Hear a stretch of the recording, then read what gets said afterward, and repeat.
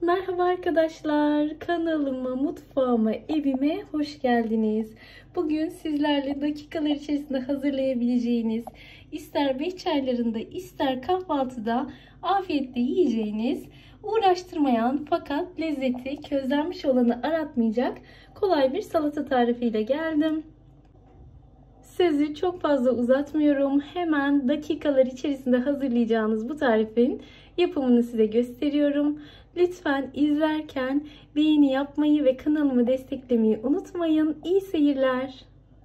Kapya biber kavurması tarifime hemen başlıyorum.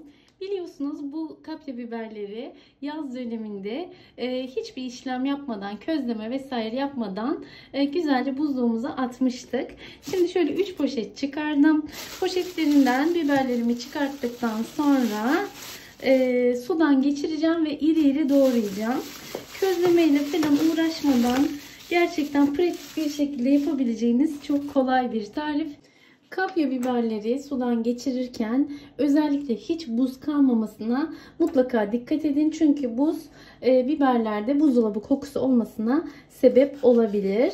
Şöyle ben iri iri kapya biberlerimi doğruyorum.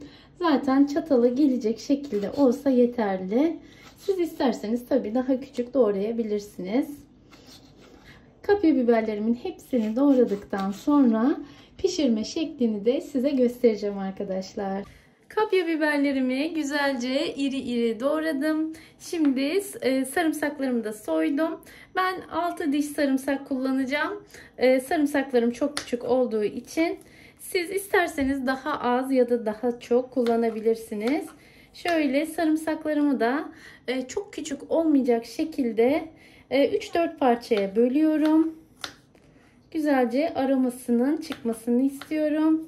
Kapya bibere sarımsak gerçekten çok güzel bir aroma katıyor. Az da olsa mutlaka 1-2 diş bile olsa mutlaka katın sizde. Zeytinyağlı bir tarif olduğu için önceden tavamı mutlaka ısıtıyorum ve bir miktar zeytinyağı ilave ediyorum.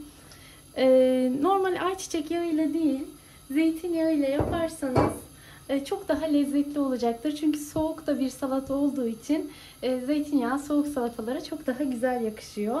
Birazcık zeytinyağım ısınacak. Kapya biberlerimi ilave edeceğim. Evet, zeytinyağım ısındı. Şöyle kapya biberlerimi ilave ediyorum. Ve birkaç dakika kavurduktan sonra kapağımı kapatacağım. Yumuşamasını bekleyeceğim. Su vesaire kullanmıyorum. Benim biberlerim zaten buzluktan çıktığı için kendi suyunu verecektir. Siz taze kapya biberli yapıyorsanız duruma göre çok az da olsa yarım çay bardağı kadar da olsa su ekleyebilirsiniz. Tabii biberlerinizin durumuna göre. Şöyle kapağını kapatacağım ve biraz yumuşamasını bekleyeceğim. Evet, 2-3 dakika kadar yüksek hararetli ateşte kapya biberlerimi pişirmeye başladım. Kavurdum. Gördüğünüz gibi bayağı bir suyunu verdi. Kapağı kapalı olduğu zaman içerisindeki suyu salıyor. Şöyle bir tatlı kaşığı kadar tuz ilave ediyorum. Doğramış olduğum sarımsaklarımı ilave ediyorum. Ve ocağımın altını artık kısacağım. Kısık ateşte kapya biberlerim tamamen yumuşayıncaya kadar pişireceğim. Benim su ilave etmeme gerek yok. Gördüğünüz gibi zaten gayet güzel bir şekilde suyunu saldı.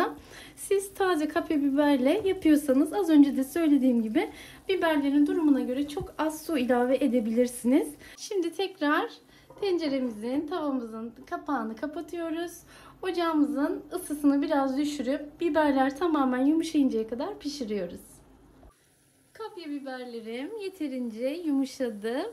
Şimdi ben yeteri kadar yumuşadığı için artık bundan sonraki pişirme işlemime tavamın ağzı açık bir şekilde devam edeceğim ki bu fazla olan su buharlaşsın ve biberlerim suyunu tamamen çeksin, sudan arınsın.